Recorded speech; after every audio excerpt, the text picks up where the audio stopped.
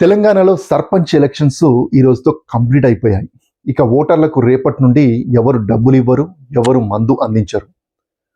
So Telangana రాష్ట్రానికి ఆదాయం ఎలా వస్తుంది అంటే మద్యం ద్వారా.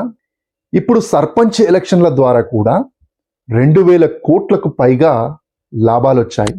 లాభాలు ఎలా వచ్చాయని చెప్పేసి మీ అందరికీ ఆశ్చర్యం అనిపిస్తుండొచ్చు. ఓన్లీ మద్యం ద్వారానే. మద్యం అమ్మకాలు విపరీతంగా పెరిగిపోయాయి. ప్రతి గ్రామంలో కూడా మద్యం లేనిది ఆ అభ్యర్థి నిలబడలేదు, ఆ ఓటరు ఓటు వేయలేదు. సో విపరీతమైనటువంటి మద్యాన్ని గ్రామాల్లోకి తరలించారు. సాధారణంగా తెలంగాణ రాష్ట్ర వ్యాప్తంగా వైన్ షాపుల్లో రోజుకు 80 కోట్ల నుండి 100 కోట్ల రూపాయలు అవుతుంది. అంటే సాధారణ రోజుల్లో 80 కోట్లు అవుతుంది, వీకెండ్లో వచ్చేసి 100 కోట్ల రూపాయలు అవుతుంది. సో ఇప్పుడు ఎంత అయిందంటే సర్పంచ్ ఎలక్షన్స్ నోటిఫికేషన్ రాగానే ఆ రోజు నుండి మొదలు పెడితే ఈ రోజు వరకు కూడా 150 కోట్లకు పైగానే మద్యం అమ్మకాలు జరిగాయంటే మన ఓటర్లు ఎంత తాగారో అర్థం చేసుకోవచ్చు. సో ఇదొక ఆదాయం అనుకోవచ్చు. ఇక ఓటర్లు, పెట్రోళ్ళు, బండ్లు ఇవన్నిటి మీద తిరిగాం కదా, అదొక ఆదాయం. కూల్ డ్రింక్స్ ద్వారా ట్యాక్స్ రూపంలో అదొక ఆదాయం. ఇలా విపరీతమైనటువంటి ఆదాయాలు కొన్నిటి ద్వారా వచ్చాయి.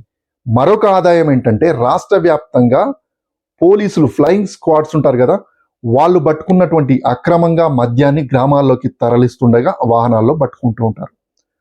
అక్షరాల 40 కోట్ల నుండి 50 కోట్ల వరకు ఆ విధంగా ఆదాయం వచ్చింది.